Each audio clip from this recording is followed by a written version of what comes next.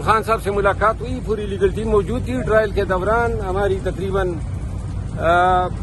8 ستمبر کے جلسے پہ بات ہوئی، پارٹی کی اسٹریٹجی پہ بات ہوئی، بنگلہ دیش کے ہاتھوں پاکستان کی شکست پہ خان صاحب نے خیر حاصل تبصرہ کیا، آئی پی پیز پہ، خواجہ آصف صاحب کے بیان پہ، بہت ساری چیزیں ہیں. لیکن آج پارلیمان میں پھر آپ کو بتاؤں گا. صاحب ابھی بتا دیں کیونکہ وہ یار میں وہ ادھر سے بھی اس لیے آ گیا کہ گرمی کی وجہ سے. ہم ادھر آپ کا سننے کے لیے آئے ہیں کہ بتائیں کیا ملاقات کی گفتگو ہوئی، بتائیے گا ذرا. ادھر بھی بات کر لیں گے، ادھر بھی دیکھیے خان صاحب نے جو ہے بنگلہ دیش کے ہاتھوں پاکستان کی اس شکست پہ یہ تبصرہ کیا ہے کہ اگر آپ میرٹ کے بجائے بناوٹی طریقوں سے نان پروفیشنل لوگوں کے ہاتھوں ایسا کاروبار سونپیں گے یا کام جس طرح کے پاکستان کرکٹ بورڈ کا ہے کہ نہ کرکٹ سے نقوی صاحب کا کوئی لینا دینا ہے اور مسلسل شکست پہ شکست ہوتی جا رہی ہے. اور یہ تب ہوتا ہے جب میرٹ کی پامالی ہوتی ہے. انہوں نے کہا کہ یہی میرٹ کی پامالی حکومت کے تمام شعبوں میں نظر آ رہی ہے. حکومت جو ہے شکست و ریخت کا نشانہ بنی ہوئی ہے. باقی خان صاحب نے قوم کو یہ پیغام دیا ہے کہ اب ہم سب نے مل کے پاکستان کی حقیقی آزادی کی جنگ متحد ہو کے لڑنی ہے. 8 ستمبر کے جلسے پہ انہوں نے کہا علی امین خان کی مکمل ذمہ داری ہوگی کہ وہ اس جلسے کو حرارت میں کرائیں. اس نے کہا میرا بھی پیغام آئے تو کوئی معنی نہیں ہے. تو لہذا اس حوالے سے علی امین خان جن کی ملاقات آج متوقع ہے خان صاحب سے 2 بجے، وہ اس پہ پھر بات کریں گے. آپ کو کیا ڈائریکشن دی گئی ہے؟ اس کا اعلان 8 ستمبر کے جلسے میں ہم کریں گے. مجھے جو ڈیوٹی دی گئی ہے وہ خان صاحب کی ہدایت یہ ہے کہ اس کا اعلان پھر آپ نے 8 ستمبر کے جلسے میں کرنا ہے. تو آپ نے خان صاحب کو بتایا جو جلسہ ملتوی ہوا اور آپ کو گرفتار بھی کیا گیا، اس حوالے سے یہ ہاں وہ بھی ہم نے بتایا. ہاں اور خان کو ہم نے ضرورت بتا دی. خان صاحب کا کیا کہنا تھا؟ نہیں ریئیکشن کیا مطلب، بس ہم نے صرف آگاہ کرنا تھا.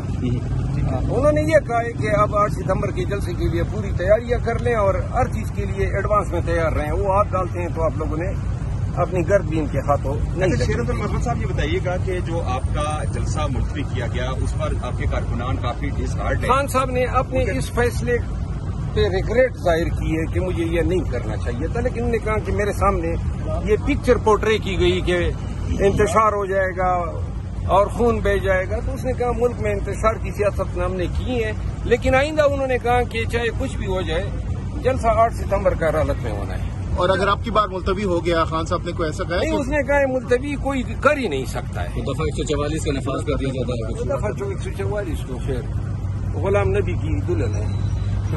تو آپ کے ساتھ خوشگوار ملاقات ہوئی کیا؟ کن امور پر آپ سے بات چیت کی جائے، آپ اپنا بتائیے گا. یار مجھے دیکھیں کچھ فرائض تفویض کیے ہیں سب کے سامنے، لیکن انہوں نے منع کیا ہے کہ وہ 8 ستمبر کے جلسے میں آپ نے اناؤنسمنٹ کر دیں گے. اس کی کیا وجہ ہو سکتی ہے؟ کیوں پارٹی کی اپنی اسٹریٹجی. ہاں اچھا، خان صاحب کی طبیعت کو لے کے ورکر بہت کنسرن ہے. خان بڑے چست و چاق و چوبند نظر آ رہے تھے، بڑے ہی دلچسپی سے گفتگو کر رہے تھے اور بڑے سرگرم تھے اور بڑے آج میں نے ان کو انتھوزیاسٹک پایا.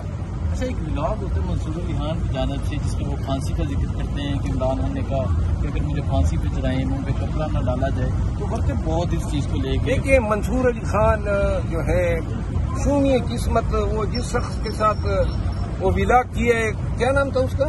عبدالصمد یعقوب. سمد یعقوب نامی، جو وہ بتا رہے جس کا میں نے کبھی نام ہی نہیں سنا ہے کہ وہ پی ٹی آئی کا سینئر رہنما، اور آگے سے میرے حوالے سے بھی وہ شخص لب کشائی کر رہا ہے، جھوٹ بول رہا ہے. اور پتہ نہیں منصور علی خان ایسے لوگوں کو لا کے میرے حوالے سے سوال اسی لیے پوچھنا چاہتا ہے تاکہ مجھے میلائن کیا جا سکے. اور یہ منصور علی خان جو ہیں، اللہ ان کو ہدایت کرے، خان کے حوالے سے لوگوں میں اس نے بڑی